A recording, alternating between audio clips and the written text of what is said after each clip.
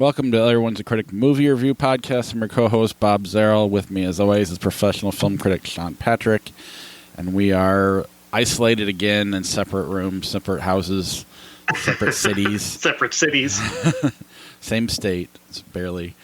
But you can visit... The same plane of existence. Yeah, that is true. We're at IHateCritics.net. We're at Facebook, Twitter, Instagram. Our handle is CriticsPod. And Apple Podcasts, Google Podcasts, Spotify, Stitcher, Alexa, YouTube. Subscribe to the show, rate and review the show. We'll read them on the air. And then Patreon, IHateCritics.net/Patreon. The best way to help support the podcast, along with our merch link at IHateCritics.net, where you can get all the fun designs Cousin Jeff put up for us about a month or so ago. Still nothing's really changed, and it doesn't seem to be heading towards change anytime soon. So, yeah, we don't see the movie theaters opening again for a little while. No, but I mean, people are watching stuff on TV. A lot. Yeah, we are gonna kind of expand beyond movies to an extent. I mean, we're kind of gonna, a little bit, just stuff that's worth talking about. Like this week, we're gonna talk about the Tiger King a little bit, McMillions, and then Dark Side of the Ring. Those are all TV shows, but people are watching them, so we decided to as well. But, I mean, let's start with the new movie that you saw, Resistant. Yeah, Resistance. This is from IFC. They put this out to streaming services starting on Friday. And do you know who Marcel Marceau is? That name sounds familiar, but I don't know. He is the world's most famous mime. Okay, that makes sense. And well, I mean, that makes like a name I would hear. Go ahead. Well, that makes sense that it'd be a name I'd know, but wouldn't know what he is if he's a mime. But okay, go ahead. So I've grown up in a culture, I think you have too, where mimes are basically a punchline. They've always been a punchline. We don't take them seriously in any way. They're never given any type of dignity or respect in any way. I'm going to have to change my perspective on mimes after seeing this movie because I had no idea. I knew who Marcel Marceau was. He used to perform on like Ed Sullivan, so you'd see him in old clips of Ed Sullivan show tapes or whatever. Mm-hmm. And he would pop up a lot in these very unusual videos that he did. And it was always something I mocked. Until I found out who he really was in this movie. And who Marcel Marceau really was is an actual badass hero. He saved over 10,000 Jewish children during World War II by taking them from France through the Alps into Switzerland. And it is a story that's told here in Resistance with Jesse Eisenberg, of all people, playing Marcel Marceau. And here, that sort of weird, earnest quality that Jesse Eisenberg has, that people often criticize him for, really works because you really buy into the idea of this guy as this sort of callow, self-involved artist who becomes involved in this resistance and saving children and begins to grow a conscience and care about things other than himself and his art. And by the end, we get to this point where we're going to see him in the classic Marcel Marceau garb, the thing that would go on to become the classic mime look that he basically invented, which is just a white face paint and this shirt and black pants. And you're looking at him and going, it could seem very ridiculous at this point, but especially after what we've seen. But I really bought into it. It actually feels really genuinely emotional. This movie's got a lot of really tense, honest suspense to it. It sets things up very well and pays them off very well. It's talking about teaching the kids how to climb trees, but doing so specifically so that they can hide from Nazis at a certain point by climbing into the trees.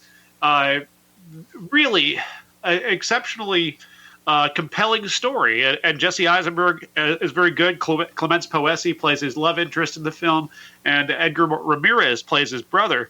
And everybody in this movie is uniformly good. I was really impressed by this entire cast and by this story. And I don't think I can make fun of mimes anymore. That's cool. I mean, are they all heroes like that? No, many of them are just bored college kids with too much money. But No, I mean, it sounds like a fascinating movie. Where can you see it at? Amazon or? Yeah, anywhere that's offers streaming rentals should have Resistance this weekend. That sounds interesting. Yeah, I mean, the last thing I've seen with a mime was on the show Impractical Jokers, where they actually handcuffed one of the guys to a mime for 24 hours and have him follow him around, sleep in bed with him. It's the last time I've seen a mime in pop culture. But they exist, and a lot of my perception of mimes, I think, comes from seeing them on The Simpsons or Family Guy, where they get just brutally mistreated, and the movie Euro Trip. I believe. Well, he wasn't a mime. I guess he was more of a robot, but yeah. I mean, Batman, Joker kind of played a mime in one scene, or he was with mimes in a scene. I don't know. We're stretching for things to. But it does sound fascinating. I mean, and Jesse Eisenberg. I mean, you got real actors in it too, which makes it even that much neater. I'll have to check that one out. That sounds really cool. I recommend it. It's quite a good movie, and especially since I think every one of us is kind of burned out on World War II movies. The tropes of the World War II movies, especially those set in the European front, tend to overwhelm a lot of these stories at this point. But they found a unique angle on this one using this Marcel Marceau character, and it gives a very different edge to it. I also had the fun experience that obviously I've taken away from everybody else here, but I didn't know what this movie was really about. So there's a certain point where he reveals himself to be Marcel Marceau, because his real name is Marcel Mengel, and he reveals himself as Marcel Marceau by faking his own passport, and he gives himself the last name Marceau. And I'm like, wait a minute, the mime? Oh wow! So you got the big reveal. It was fun.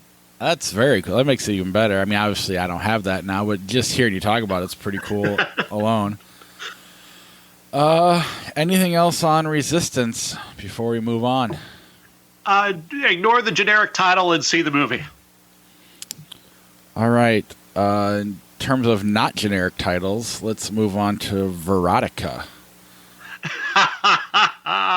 Oh man, Verotika's from the director Glenn Danzig. Yeah, we get a horror anthology of 3 different stories that combine the themes of violence and horror.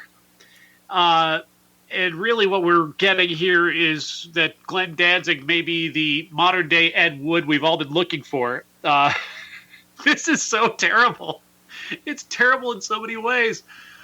For some reason, so the first of the 3 anthology stories is called The Spider of Dajet, or the Albino Spider of Dajet. And this begins with a couple making out on a couch that looks straight out of some low-budget porn. The woman is really very serious about the man not taking her shirt off. She does not want to take her shirt off. She's very serious about it because, as it's soon revealed, she has eyeballs on her nipples. Why? 4 nipples. Fuck all. Fuck all. Who knows? Any idea why this happens? No clue.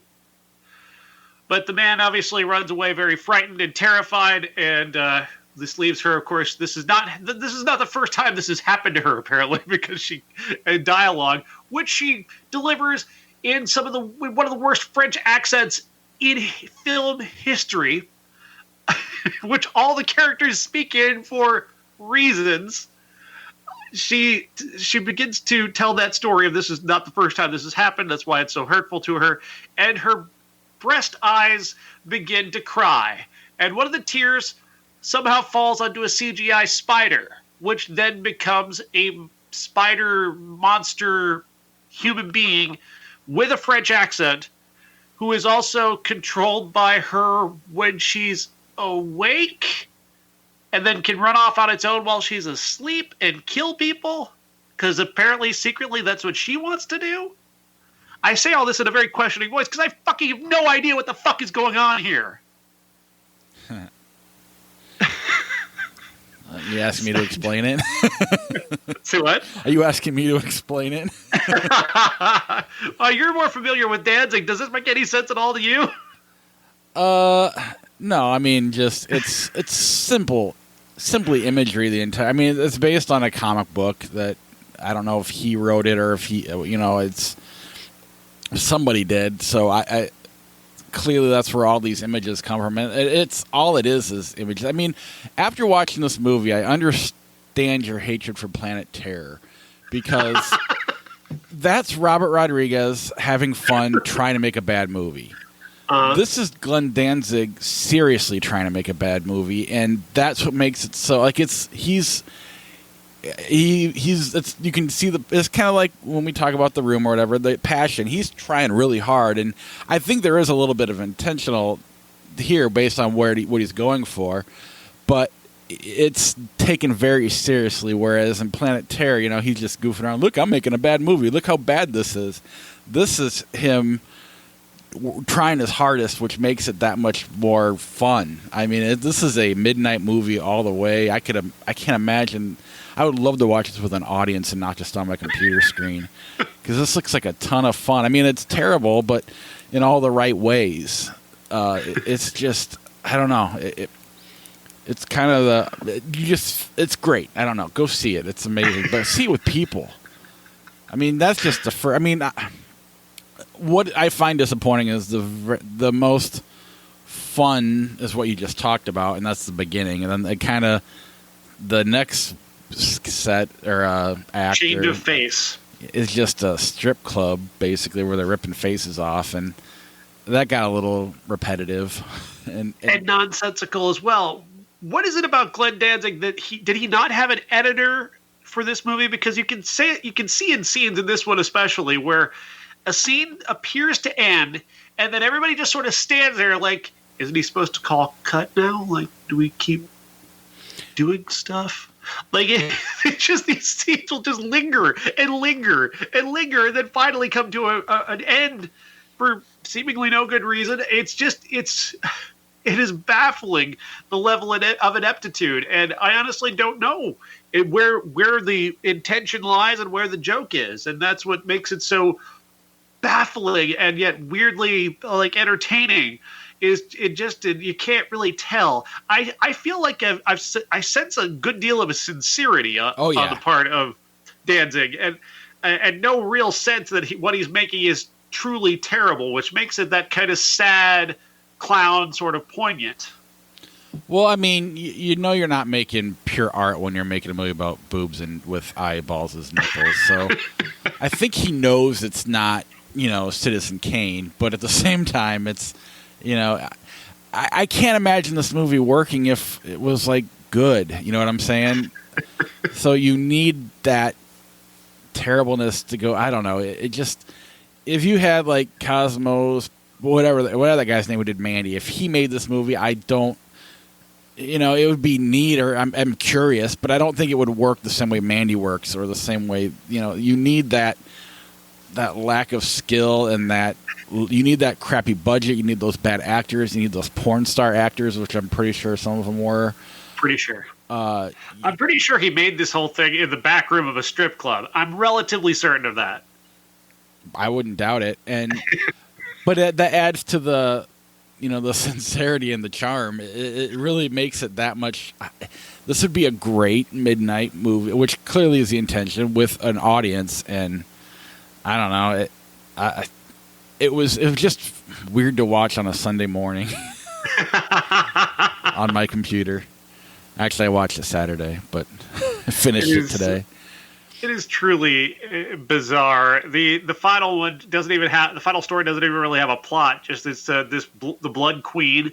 She goes around killing virgins and bathing in their blood, sort of. He starts to lose the thread eventually of what he was intending, what he was going for at a certain point. Because at one point she has this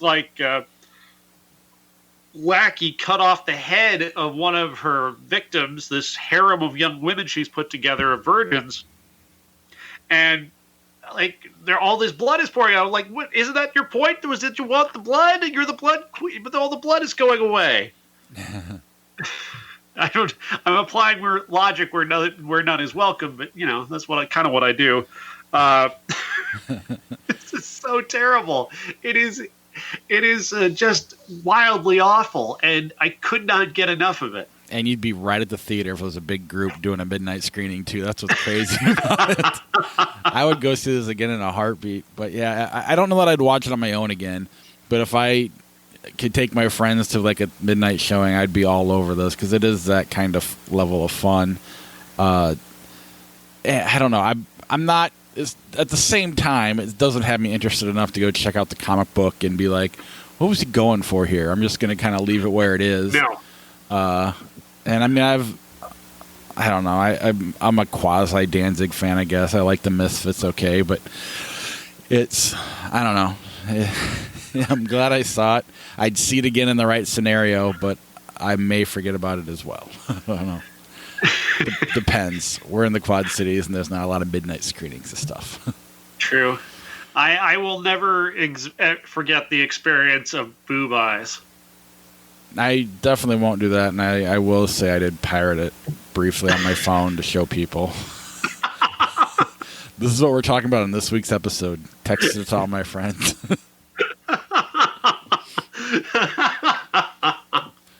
Hopefully that doesn't get me in trouble, Glenn. Anything else on Verotika before we move on? I genuinely think the proper description of this is Ed Wood meets Eli Roth. That's kind of kind. But I mean, I get it. But yeah, if you want to see it, I saw it on YouTube. I had to rent it there. I'm sure it's anywhere else you want to rent movies from. But yeah, it's there. Let's move on to something more fun, I guess. I was going to take us to Dark Side of the Ring, but that's a horrible, horrible much transition. More fun. The Chris Benoit murder. Well, since I brought it up, let's go there. I mean, what I meant was we're more into this. We're fans of wrestling. We were fans when this happened, so it's something that's of interest. Dark Side of the Ring, this is season 2 premiered, and it premiered with a 2-part episode about the murder-suicide that Chris Benoit committed. Last season, I don't know if you watched it at all, very, very fascinating show about kind of all the real-life stories behind the scenes in wrestling, from murder to screw jobs to whatever you want. And here they start season 2 off with a much bigger budget and probably the biggest story ever that nearly took down wrestling. Yeah, that's true. The Chris Benoit story is incredibly well known, and for non-fans, this is one of the first things that they think of. This, maybe Hulk Hogan, and the number of people who have died in the last 30 years. Probably the first things that come to non-fans' minds when it comes to professional wrestling. The story, of course, is well known. He murdered his wife and son, and then took his own life in a very awful fashion. And it turns out, of course, he was suffering from CTE, which is multiple concussions. Which I thought, excuse me, that aspect of this story, talking about the way chair shots used to be in professional wrestling, guys would literally hit each other with steel chairs in the head regularly, and concussions were something that you just kind of worked through. It was not something where you would stop a match because you have this guy's got a concussion, we need to pause here because he's hurt. No, that doesn't happen in professional wrestling. Or it did. I heard Tommy Dreamer tell a story on one of the supplemental materials for this where he wrestled a 8-minute match, 6 minutes of which he was completely blacked out for, but still he wrestled a pretty good match. Yeah, because of their instincts. I mean, you hear that before. I mean, I think there's a Stone Cold Undertaker match where Undertaker actually slammed his head up on accident and got Steve under the chin. He doesn't remember the match at all, but they got through it. And Rob Van Dam's got a documentary out called Headstrong that's kind of goes through this. He's had over 100 concussions, or he claims he has, and it was supposed to be about a stand-up comedy tour he was doing, and in the middle of it, he got concussed, and he just couldn't get. Normally he could just get through it, and this one wouldn't go away. So it's kind of a fascinating documentary about concussions. But yeah, this one, if you ever hear the Chris Benoit story on YouTube or a podcast or whatever, you always hear a part of it. You never hear every angle, whether it was the roid rage, which they tried to claim, the drugs, Eddie Guerrero's story that goes along with. You never heard of all of it together, and they include every single, or even the possible fighting between him and his wife. This had everything, and it brought the families in, which really made it that much more powerful and hard to watch at times. Yeah, his son is very, very compelling. The David Benoit. Yeah, he's a very compelling young man, and tells a few very emotional stories about you guys see him as this murderer. I see him as my dad.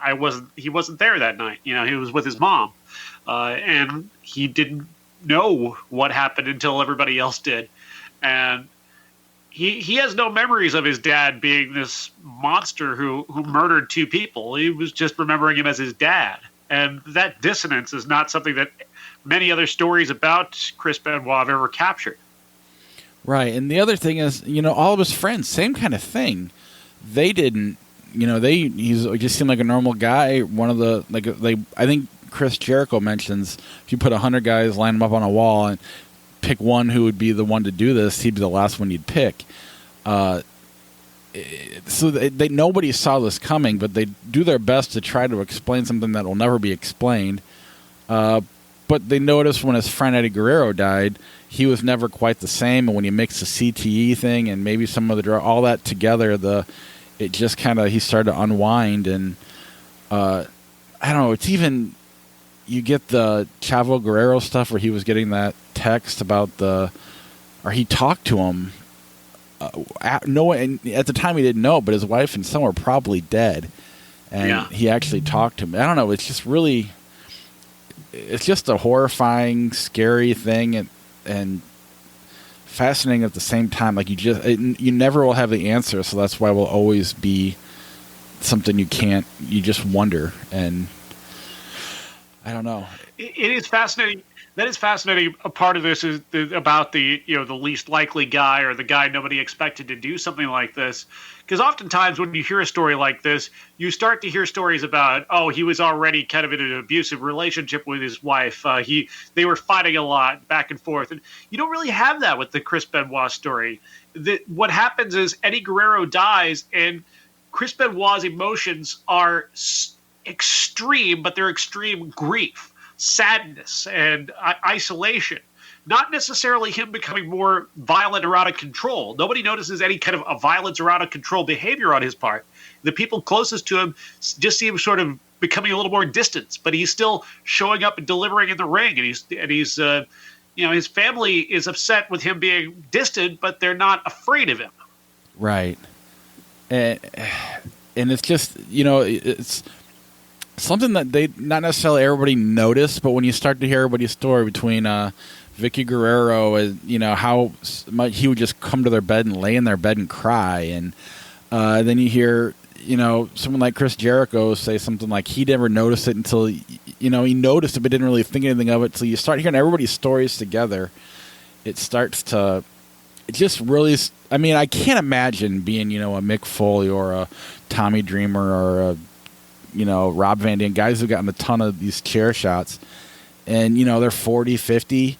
That's got to be what's going to happen to me. They don't know. It's got to be terrifying. You forget you forget where you put your keys, and suddenly you're like terrified that your mind is starting to go. Yeah, and so that is something that doesn't. I mean, chair shots are more or less banned, and when they do happen, they're either with the fake chair or they put their hands up. And I mean, there's things that can be done, or it's on their back, they're not on their head anymore. Right. Really, they don't make sense. If you have a chair in a real fight, why would you hit them in the back? So they just shouldn't be in part of the show anymore. And if you like logic in your pro wrestling, I don't know.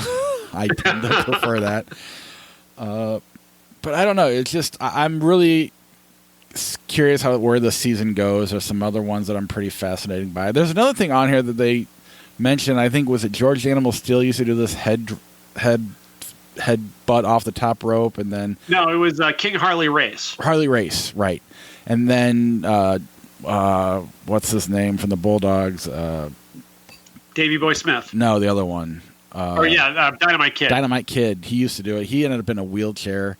And the part of that story that is also is that Harley Race told Dynamite Kid, "Don't do this," and he went ahead and did it. Dynamite Kid told Benoit, "Don't do this," and he did it.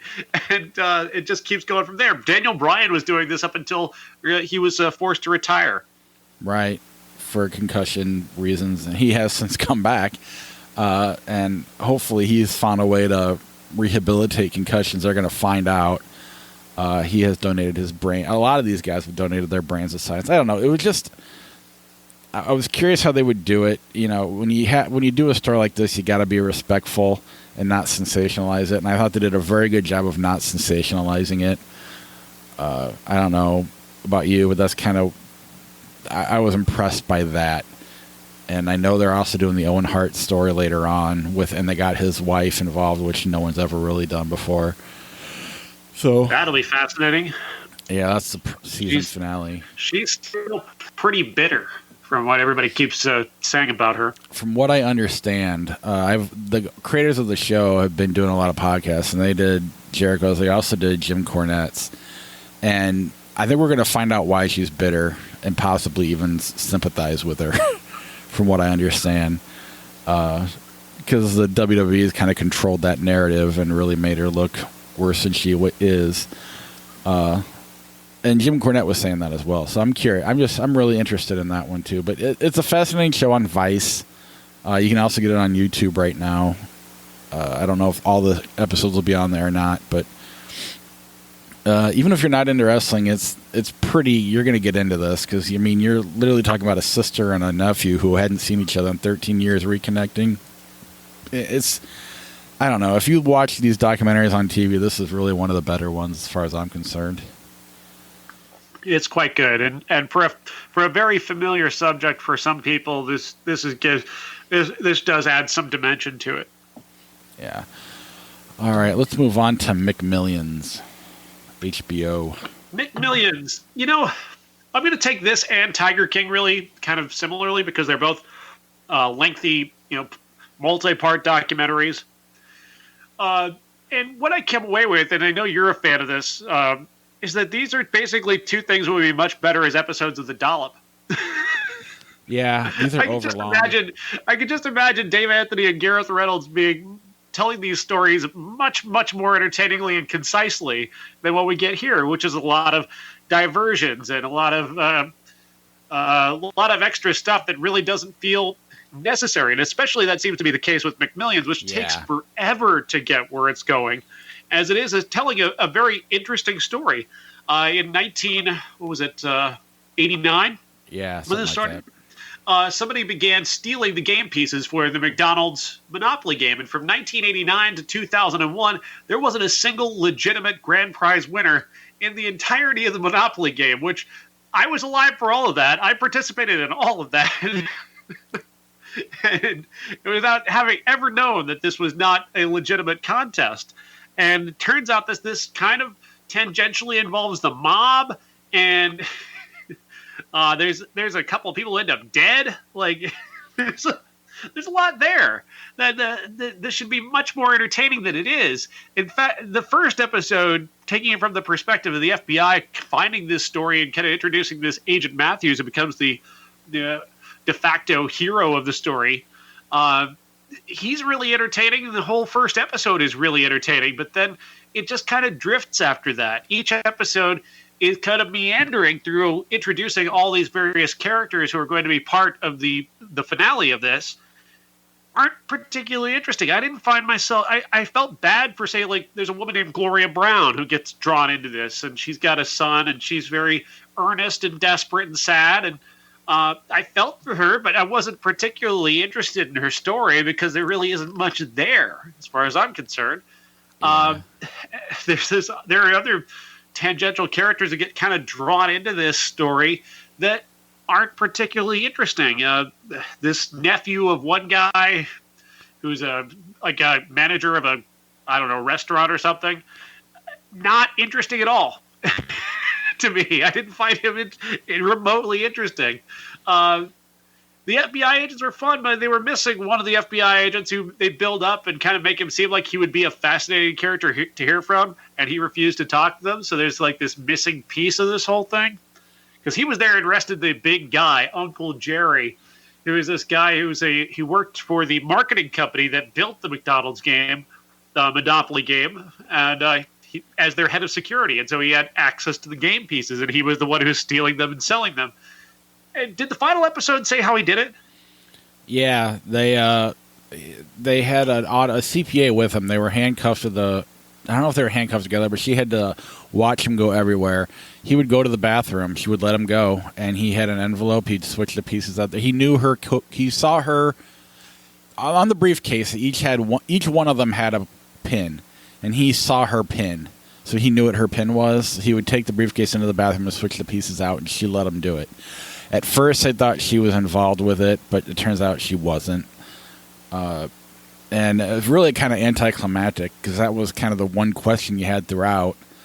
They kept trying to create questions that weren't even questions. You know, like they'd have cliffhangers where they're going to kill this lady in the airport. Oh, no, I'll just go into Warner. You know, I mean, it was so much of that in this that even the dollop would struggle to have a real episode out of this story. It's really not that interesting.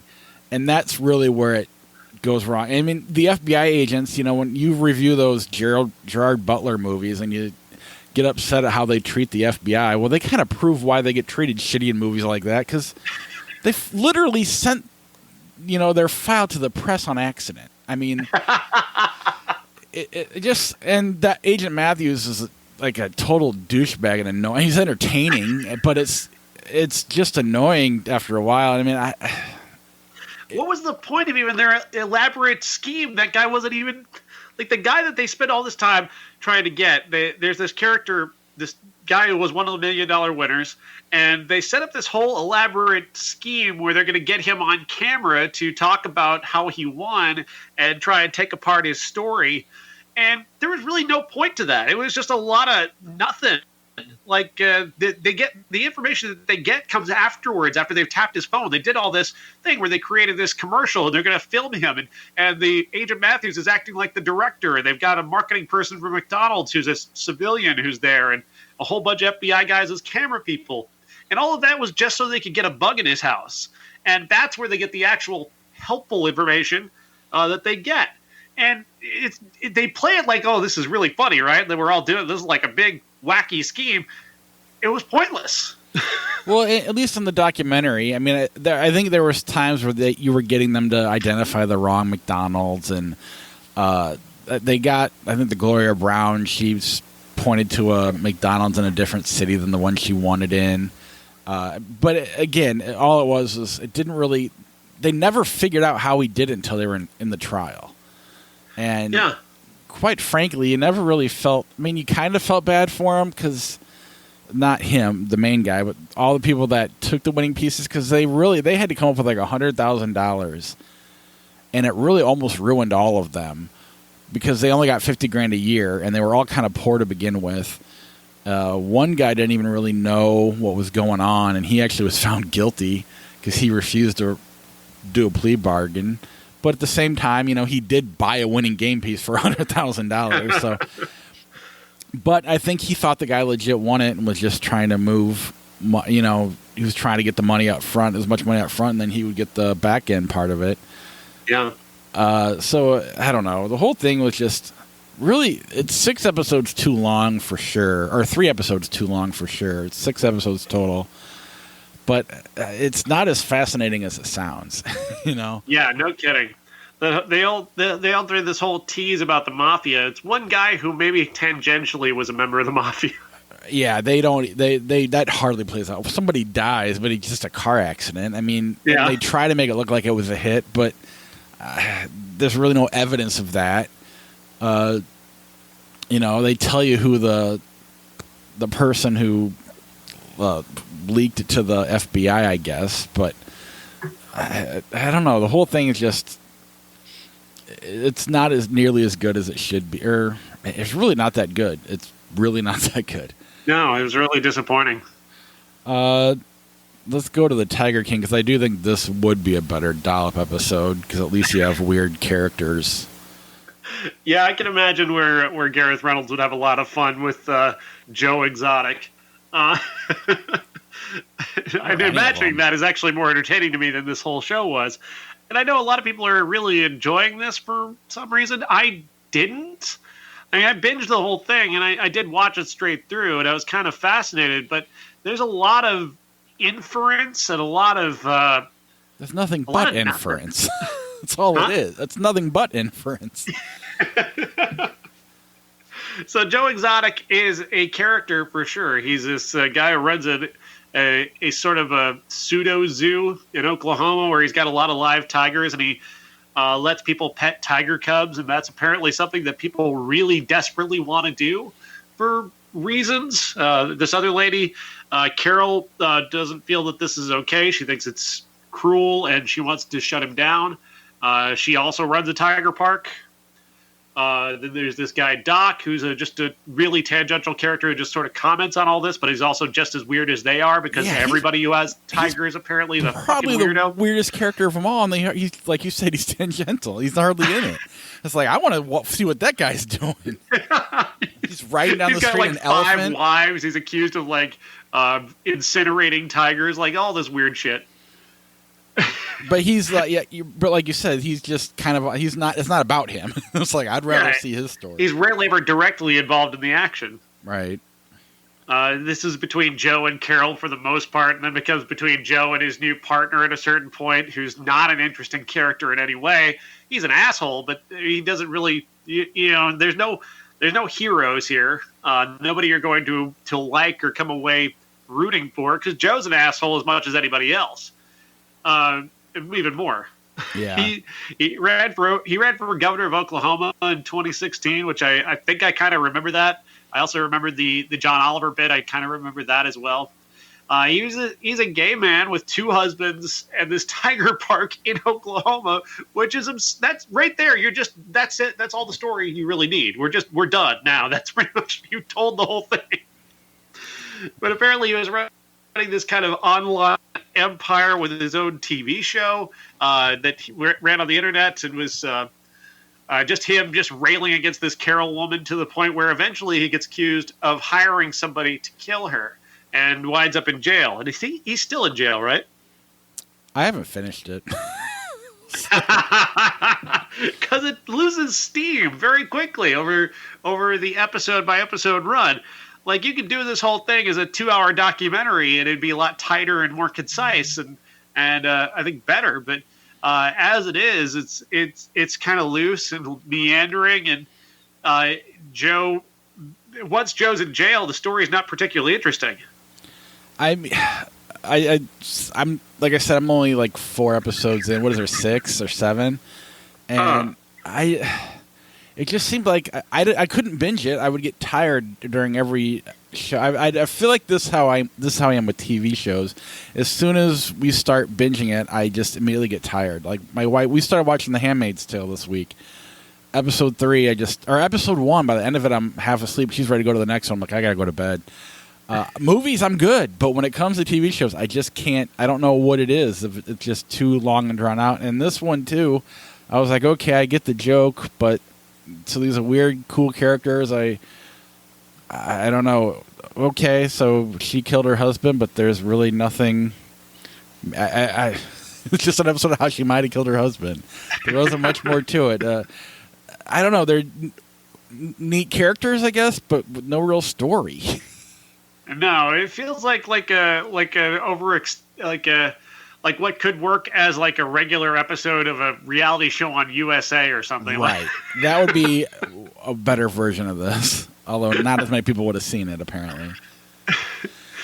Yeah, this as a 6-episode documentary series, it doesn't work for me. And I know I'm bashing the most popular thing online right now, but I just don't care after a certain point. After you've introduced the weirdness of Joe Exotic, it goes from being kind of funny to being very, very sad and then kind of boring. No, I'm with you, and I've been accused of not liking things just because they're popular, or because people are talking about it. I'm like, it's not that I don't like it. Well, it is that I don't like it, but it's not because it's popular. It bored me. It's not. I'd rather see boobs with eyeballs in them than. I mean, I have petted a tiger before, so I'm not going to pretend like it was a baby, but still, I'm not going to pretend like I don't get it. But I don't know, just boring for me. Yeah, and it totally loses appeal once the tigers are really out of the story. At a certain point, tigers aren't even part of the story anymore, and it's like that was kind of the whole point here. Yeah, and nobody's likable. So I mean, there's no protagonist. They're all antagonists. And the one guy who's the most interesting, like I said, he talks about what Carol and Joe are doing. He doesn't really go into himself at all. So I don't know. I don't know if he's riding on elephants and he's accused of killing monkeys and all this shit. He's got 5 wives. Yeah. Give me a little more Doc Antle, please. Yeah, what's going on with this guy? I could definitely see him as like an Adult Swim character played by John C. Reilly. Oh yeah, that would be. I keep coming up with better versions of what these could be. That's the problem with these shows.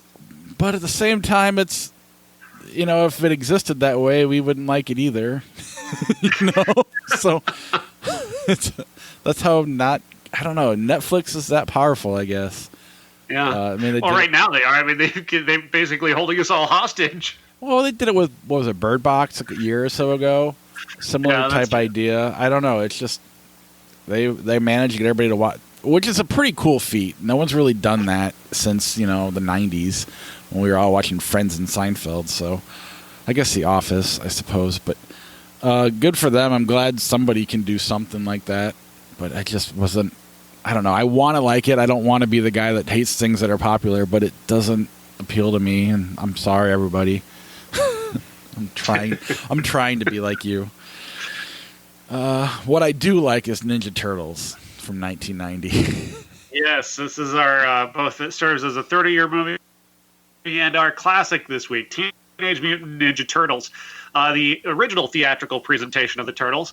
And, I gotta say, I was shocked. Yeah. I was shocked at how incredibly entertaining and engaging this is.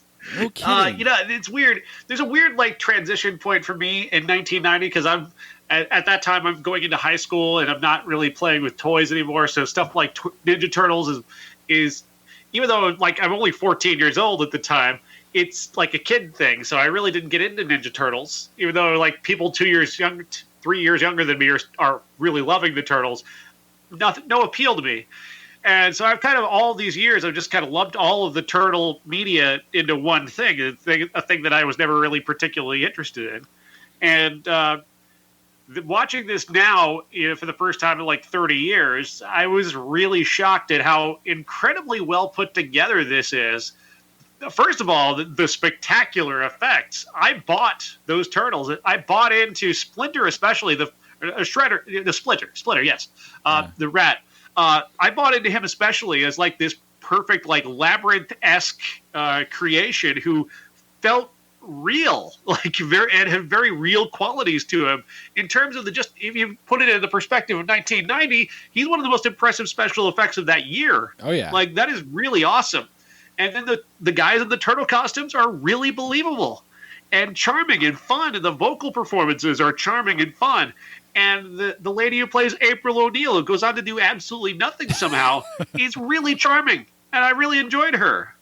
And Elias Koteas as Casey Jones is really good. Actually coming off like a romantic hero. I was surprised. I've always seen him as kind of a creepy looking character actor. He really pulls this off though. I enjoyed every minute of this movie. I was giggling. I was entertained. This is how you make a big budget blockbuster at that time. A family friendly 4-quadrant blockbuster should look like this.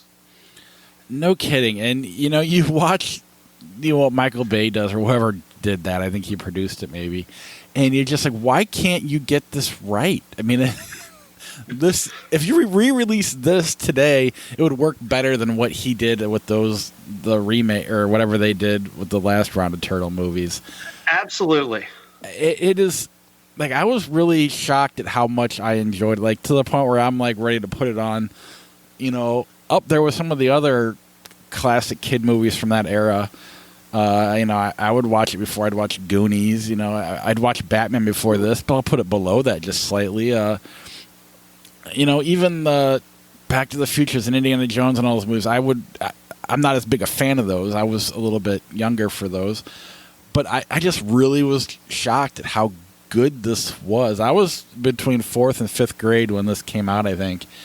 And I don't know. I remember being so excited for it and watching it a million times. And really, some of the quotes that I haven't used in a while, but I remember like my mom saying I made a funny and things like that. Kind of like with Batman, the way, fortunately for Batman, I still use those quotes today. But like this one, I've kind of forgotten about them, but they all came right back. Everything, I just remember, it had really probably been since maybe 5th grade that I seen this movie. But I remember watching it a ton back then because Secret of the Ooze came out the next year. So it was really a 2-year period and then done for me and the Turtles. I guess like the Power Rangers would probably be where I was with you in this. I was young enough to like it, but kind of old enough to not want to like it. And I don't know. I would just, my son watched it. He liked it. He liked it better than the new ones. He actually watched it twice because I didn't get through it the first time because we started too late at night. And he doesn't have school, so he was up all night. I still went to work. But I don't know. It's on Netflix now. Interesting enough, it's not in the kids section.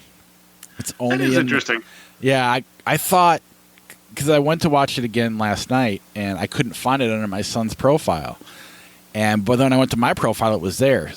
Ninja Turtles 2, Ninja Turtles 3, and then the new one Michael Bay did are in the kids one. But this one, I don't know if it's because I say damn or a lot. I don't know.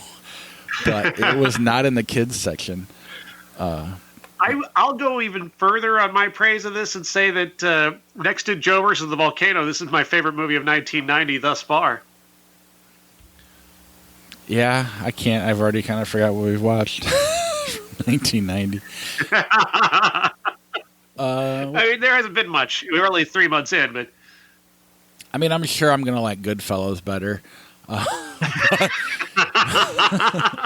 But it is surprising. I was worried that it wouldn't hold up, and the fact that not only did it hold up, it makes you like look at the new ones and be like, God, these are still better. Even if they came out today, they'd be better than those.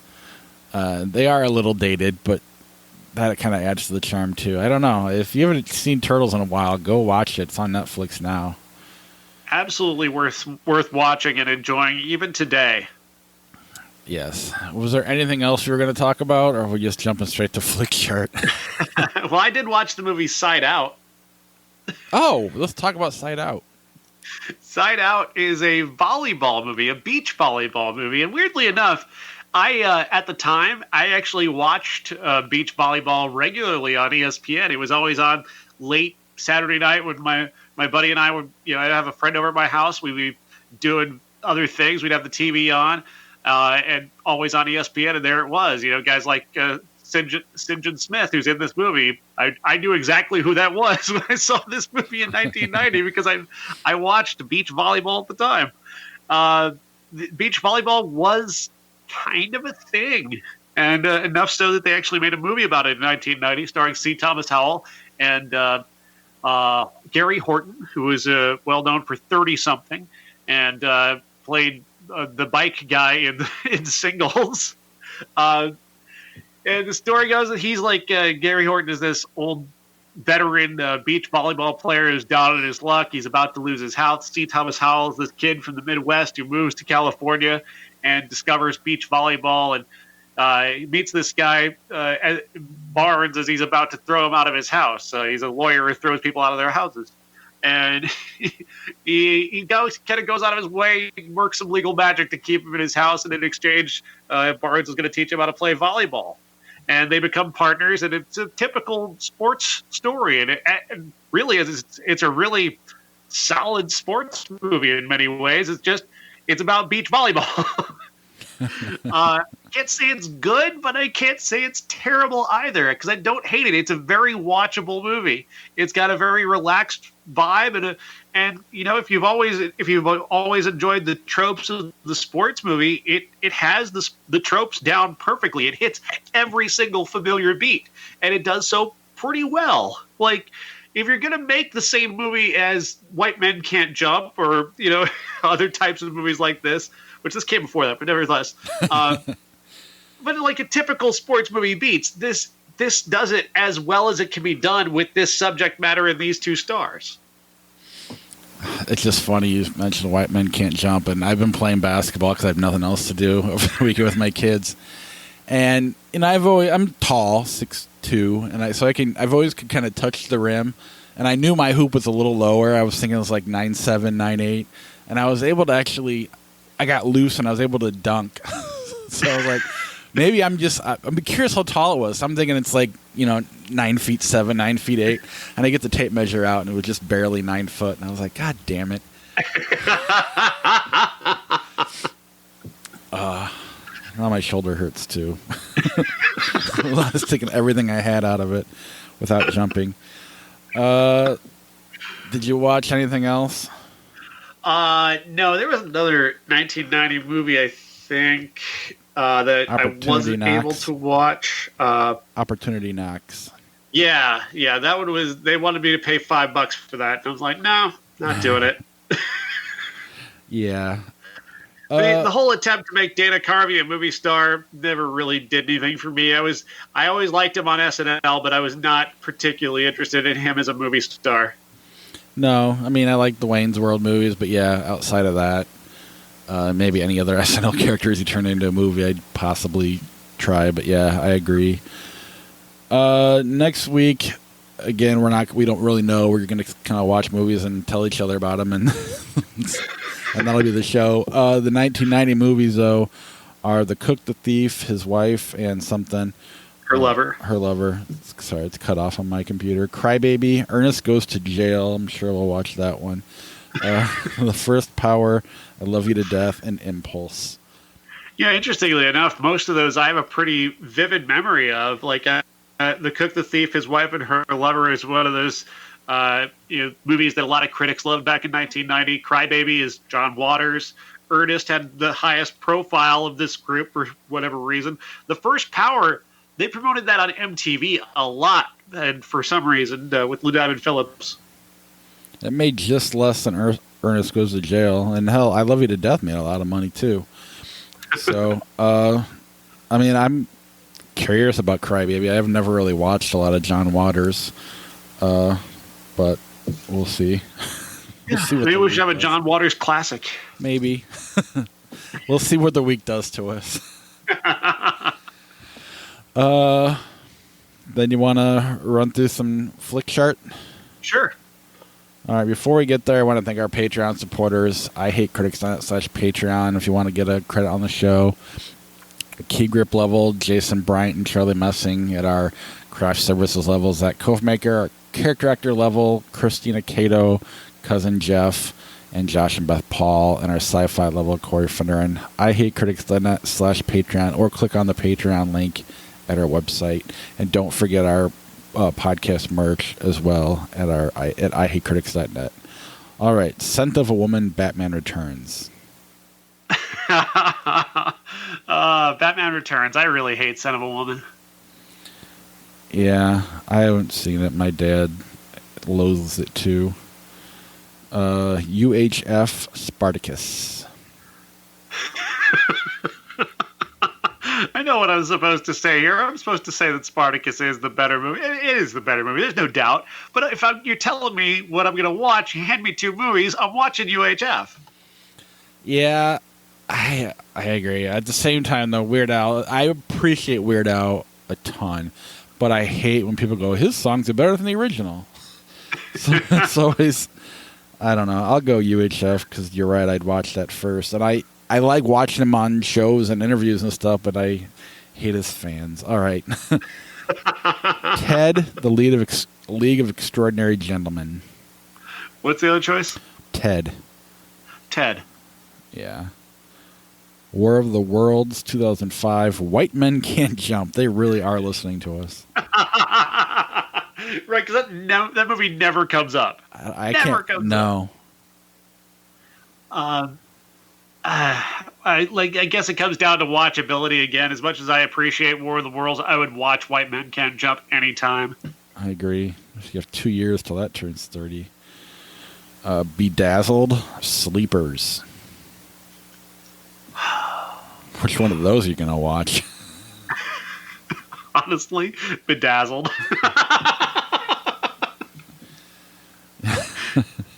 I guess. Yeah, I don't really remember. I know I've seen Sleepers. In fact, I think I owned it at one point, but I can't remember what it's about. I think molestation, but I believe so, yeah. Final Fantasy, The Spirit Within, Hollow Man. It was just messing with us this week. No doubt. I mean, I can't pick either one of those movies. I'll just flip it then. And it is Final Fantasy. Horrible Bosses, Blue Jasmine. Blue Jasmine for me. Man, I like them. I don't know. I know I'm supposed to say that, but I think she... Is that the one where she beat Amy Adams out? Because, I don't know. I'll flip it. Her over-the-top performance bugged me, and I know it's supposed to be considered amazing, and I'm in the minority, but it was Tales of Blue Jasmine. All right, Resident Evil, Spartacus. Spartacus. Animal Crackers, Close Encounters of the Third Kind. Ooh, that's a good one. That is a very good one. 2 very good movies. Yeah. Close Encounters. Yeah, it's as good as it is. It's hard to go back and watch movies from 1930s on my own. True Grit, 2010, Broken Flowers. True Grit. Broken Flowers was actually pretty disappointing to me. I agree. Inner Space, 1987, Thelma and Louise. Thelma and Louise. Agreed. Tombstone, Training Day. I really like Training Day a lot. But yeah, Tombstone, I watched when we did it as a classic. I liked it a lot more than I remembered. I'll go Tombstone. Yeah, it's Tombstone for me as well. I like Training Day, but I don't know. I thought Denzel's been better in a lot of other things. As good as he was in that. 10 Things I Hate About You, American Gangster. 10 Things I Hate About You. Agreed. Cinema Paradiso. Night of the Living Dead, 1968. Oh, we should watch Cinema Paradiso sometime. Night of the Living Dead. We can let that joke die. Because your machine is listening to us. Something's Gotta Give, Man on Fire.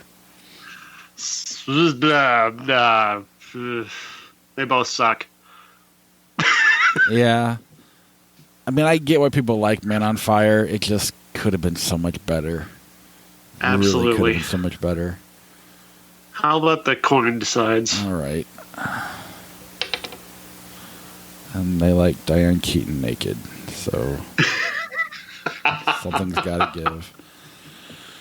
Pirates of the Caribbean, On Stranger Tides, Let the Right One In. Let the Right One In. Definitely. Idiocracy, Animal House. Animal House. Agreed. From Idiocracy, I understand the reputation that it has, but it's got a reputation from people who've mostly not seen it and how hit and miss it truly is. Yeah, as a movie, it's not that good. It's really the ideas and it's like certain clips that make it better than it is, and the memes that came out of it and the ideas behind it. But no, I imagine it would be a hit now. I really do. If it came out today, I think it would be a hit. But I remember seeing it and having a lot of high expectations and kind of coming away a little disappointed. Yeah, I mean, I'd like to see. I think he could do a better job with it, though. I like the idea. I don't know. I don't think it's as tight as some of the other stuff Mike Judge has done. Not that he's a great filmmaker either. He was the right filmmaker for that movie, but just not quite the right execution. I agree. From Hell, Beetlejuice. From Hell. Yeah, that's a better movie. Beetlejuice didn't hold up as much as he thought it would. Not like Ninja Turtles did. That is weird. If you would have looked back at it then and asked me, I would have said Beetlejuice over Ninja Turtles, 2 years ago. Yeah. But today, I'm taking Ninja Turtles. Absolutely. Orange County, Gone in 60 Seconds. Ooh, let's see.